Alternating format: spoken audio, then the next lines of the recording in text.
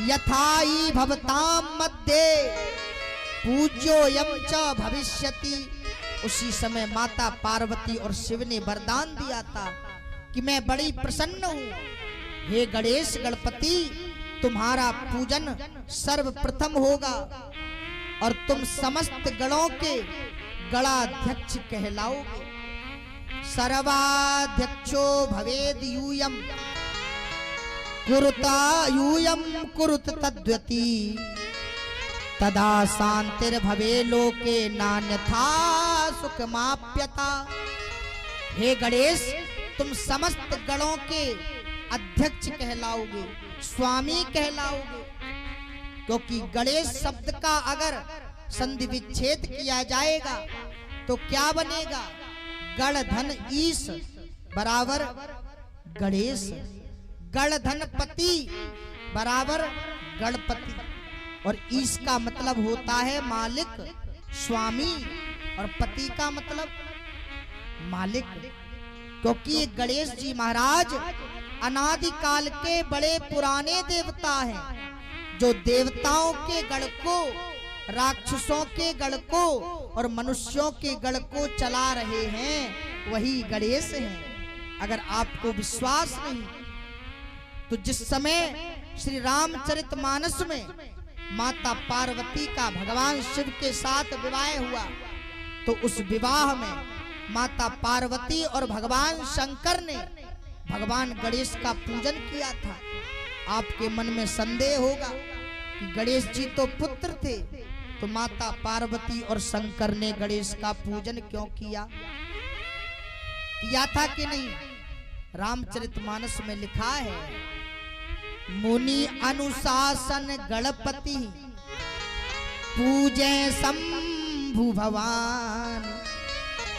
मुनियों के आदेश पर, ऋषियों के आदेश पर, आचार्यों के आदेश पर भगवान शिवा और शक्ति ने, शंभु और पार्वती ने पूजन किया था भगवान गणेश का।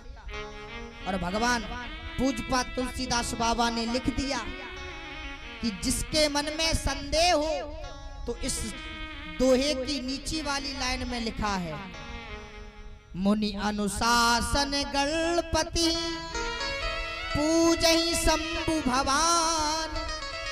और जो जन संशय करे मन तो सुर अनाद जिए जान।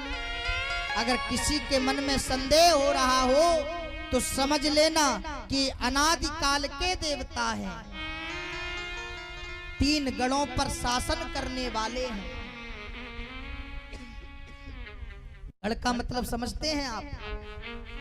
गण का मतलब होता है समूह, और समूह भी अगर ना समझ पाओ तो आपकी भाषा में पार्टी, जैसे बीजेपी की, कांग्रेस की, सपा की, बसपा की, ये जो पार्टी है, इसी पार्टी को समूह कहते हैं, और इसी समूह को धर्म भाषा में गण कहते हैं। अब तो समझ गए, और अभी भी नहीं समझे हो तो जब आप अपने पुत्र या पुत्री की जन्म कुंडली लेकर आचार्य जी के पास जाते हो और कहते हो कि मेरी पुत्री का विवाह बना दो, शादी का योग देख लीजिए, कोई सुंदर मुहूर्त बना दीजिए, तो आचार्य जी भी उस लड़की की, कन्या की कुंडली में सबसे पहले गुण मिलाते हैं, और गुण मिल जाएं इसके बाद में गण मिलाते हैं।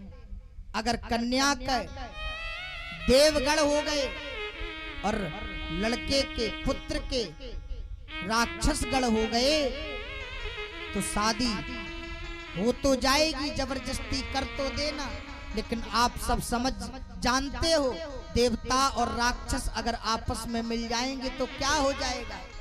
हैं? झगड़ा, और झगड़े में क्या होगा? रगड़ा, और रगड़ा भी तगड़ा हो जाएगा।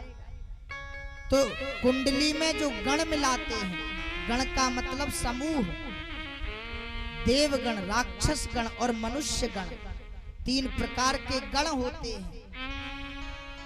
और इन तीनों प्रकार के गणों को, तीनों प्रकार के समूह को, तीनों प्रकार की पार्टियों को मेंटेन रखने वाले, चलाने वाले, सुरक्षित रखने वाले यही भगवान गणेश हैं। उन्हीं का नाम गणेश है। समझ गए कि नहीं? और समझाऊं।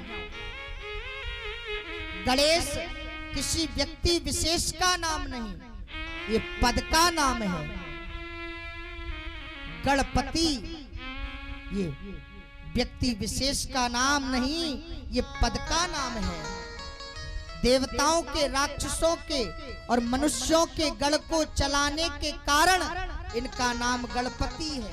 और अगर आपके अयप्पा नगर की भाषा में मैं बताऊं तो इस पूरे भारत देश को चलाने वाला, पूरे देश को चलाने वाला कौन है? कौन होता है? हैं? प्रधानमंत्री से ऊपर वाला बताओ। हैं? राष्ट्रपति। और राष्ट्रपति जो कहेगा वो प्रधानमंत्री करेगा, और जो प्रधानमंत्री कहेगा वो मुख्यमंत्री करेगा। हैं? कहने का मतलब पूरे देश को जो चला रहा है उसे राष्ट्रपति कहते हैं। और मैं आपसे पूछूं कि राष्ट्रपति किसी व्यक्ति विशेष का नाम है क्या? है? सिर्फ उनके पद का नाम ही राष्ट्रपति है। जिस समय वो अपने पद से हट जाएंगे फिर क्या उन्हें राष्ट्रपति कहा जाएगा?